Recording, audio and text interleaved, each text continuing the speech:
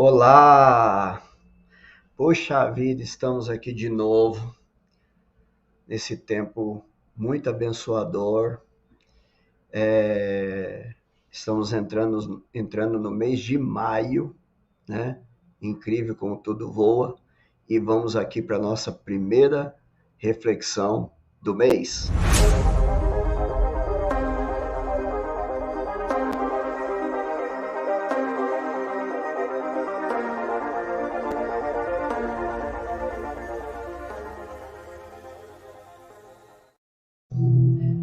Muito bom, muito bom. Muito bom estar aqui com vocês.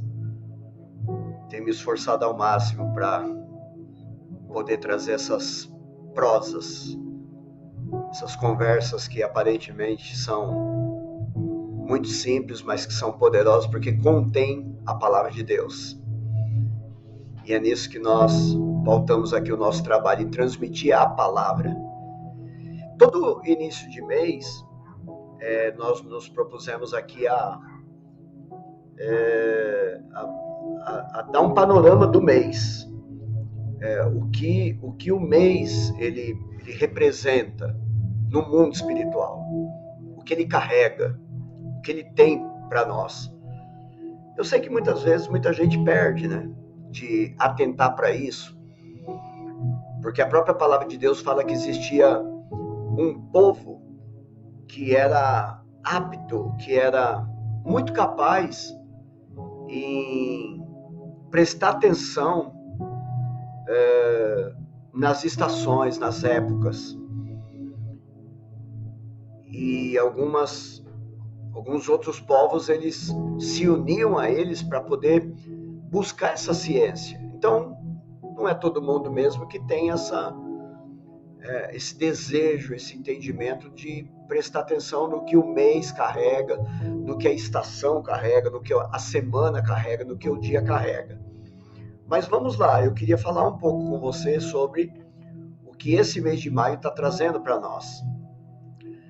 Porque o mês de maio ele vai representar para a gente um poderoso tempo de alinhamento do mundo invisível, o que acontece no invisível com a realidade terrena.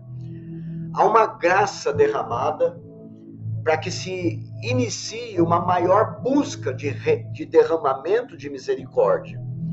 Então, quando a gente presta atenção no que o mês carrega, a gente vai entender o que é legal a gente buscar dentro desse mês, porque ele está carregado daquelas intenções. Maio é um período de Pentecoste e de recebimento da Torá, que é o livro sagrado do judaísmo. É um tempo de alinhamento da consciência, é caminhar em verdade com o reino de Deus e a sua justiça.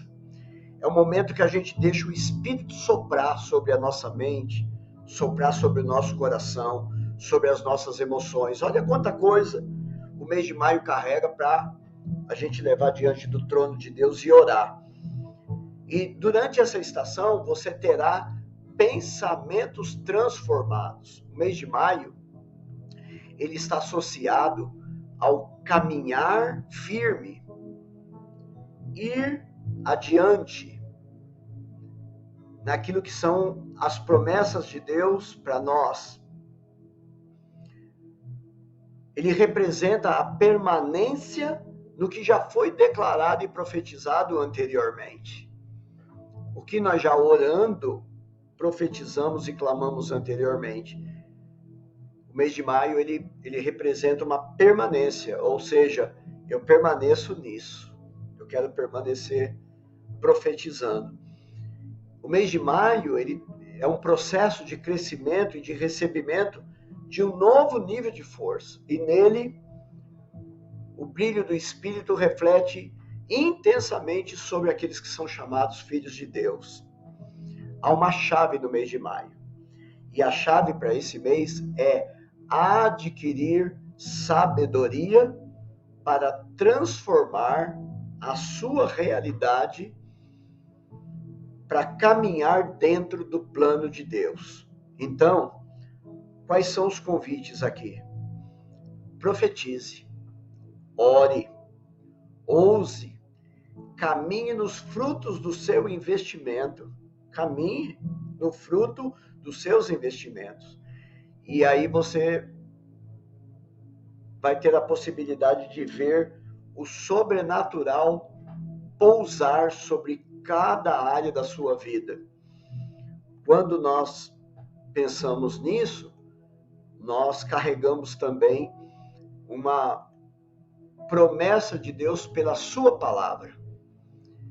E aí a gente entra aqui no Isaías 40, versos 28 e 31, que diz assim: será que você não sabe e nem ouviu que o eterno Deus, o Senhor, o Criador dos confins da terra, nem se cansa e nem se fatiga?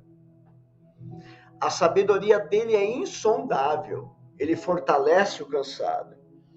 Ele multiplica as forças aos que não têm vigor. Os jovens, eles se cansam e se fatigam. E os moços, de exausto, eles caem. Mas os que esperam no Senhor renovam suas forças, sobem como águia, correm e não se cansam, caminham e não se fatigam. Pelo amor de Deus, que promessa da palavra de Deus tremenda para o nosso mês de maio. Então veja, agora nós vamos falar da primeira porção do mês de maio, a primeira semana. Vamos carregar a semana que nós estamos entrando aqui. E aí nós temos uma palavra que está em Romanos, capítulo 12, versos 2, que traz como título para nós essa semana uma mudança de mentalidade. A semana será carregada de uma mudança de mentalidade. Eu acredito que a gente começou bem, porque nós já recebemos palavra de Deus até aqui que produz isso, né? Um encargo de mudança de mentalidade. O apóstolo Paulo ele vai dizer assim: não vivam conforme os padrões desse mundo, mas deixe que Deus os transforme pela renovação da mente, para que possa experimentar qual é a boa, a agradável e a perfeita vontade de Deus. Veja, é muito comum, é muito possível que você já se pegou em algumas ou em muitas estações da sua vida em que você já teve alguns dias em que você percebeu que o seu interior estava bagunçado, que os pensamentos eles estavam confusos, uma hora querendo uma coisa, outra hora querendo outra,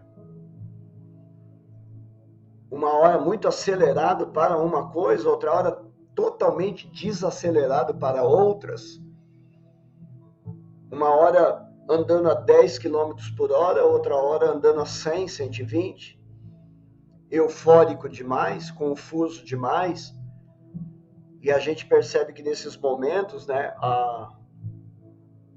as coisas elas não saem como a gente está desejando.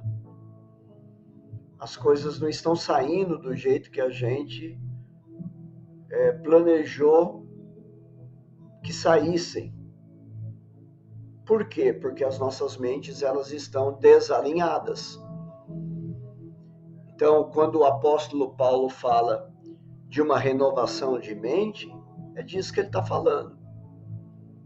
Que nós precisamos organizar de novo a nossa mente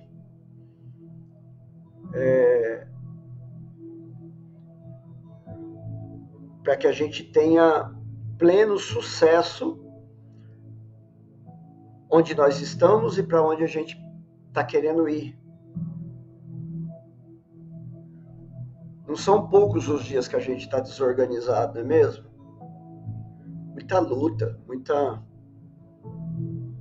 muitas decisões a serem tomadas, muitas coisas que vão chegando e vão desorganizando a nossa mente. A gente começa bem o dia, mas daqui a pouco recebe uma notícia, aquilo desorganiza a gente totalmente e a gente deixa de perceber nesse desalinhamento, nessa desorganização, a gente para de perceber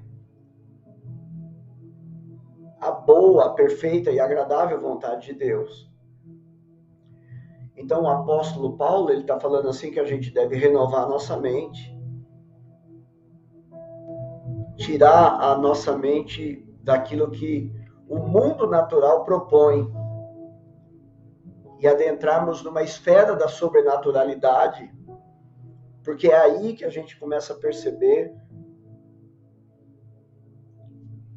aonde está pautada a boa, a perfeita e agradável vontade de Deus, e o alinhamento, ele propõe quietude. O alinhamento, ele propõe maturidade, ele propõe percepção do que o mundo quer nos impor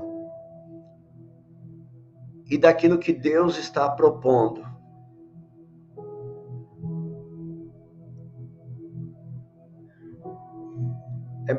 Talvez seja muito parecido como uma orquestra musical, que quando ela é planejada, quando ela é arquitetada, tudo ali na mão do maestro precisa estar em plena harmonia, né? Tudo no mesmo compasso, todos os instrumentos indo no mesmo ritmo, na mesma direção, para que a orquestra ela seja totalmente entendida, para que ela seja totalmente harmoniosa. E o nosso mundo interior, ele também existe uma exigência da gente estar no compasso daquilo que é a música de Deus, o trabalho de Deus, do maestro. Quando o maestro rege, a intenção do maestro é que todo o nosso interior ele esteja alinhado com a vontade de Deus, não alinhado com o que o mundo, com o que o nosso exterior está colocando para a gente como melodia que vai se tornar em descompasso para a nossa vida. Então o maestro começa a reger e o desejo do coração dele é que a gente vá vivendo essa harmonia daquilo que ele vai pautando, daquilo que ele vai ensinando para a gente.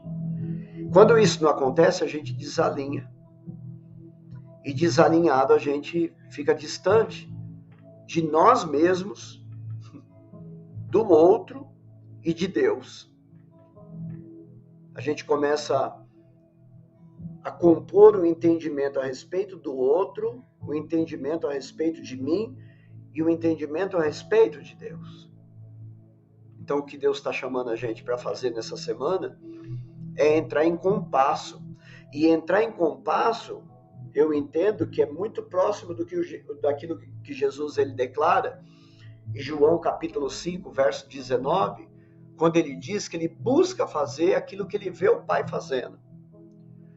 Porque quando ele vê aquilo que o Pai está fazendo, e ele vê a harmonia, ele vê a destreza, ele vê a capacidade do Pai trabalhando, ele fazendo igual e aprendendo, ele vai aprender a viver as maravilhas daquela obra que está sendo produzida. Então eu creio que esse é o lugar. Procurar entender e ver o que o Pai está fazendo. O que o Pai vai fazer na sua semana. O que o Pai vai fazer no nosso dia. O que o Pai está construindo. Eu preciso ver o que o Pai está fazendo. Eu preciso perceber a batuta na mão do maestro. Isso. E aí eu creio que a gente pode ser muito mais completo dentro desse alinhamento. Não sei se faz sentido para você. Então eu queria te agradecer por esse tempo de prosa. Queria que você me ajudasse a tocar a vida de outras pessoas com essa conversa, que a gente agora está mudando, né? Ao invés de estar colocando na sexta, a gente vai estar colocando na semana, justamente para você poder pautar a sua semana dentro dessa composição dessa música. Beijo no coração, te admiro.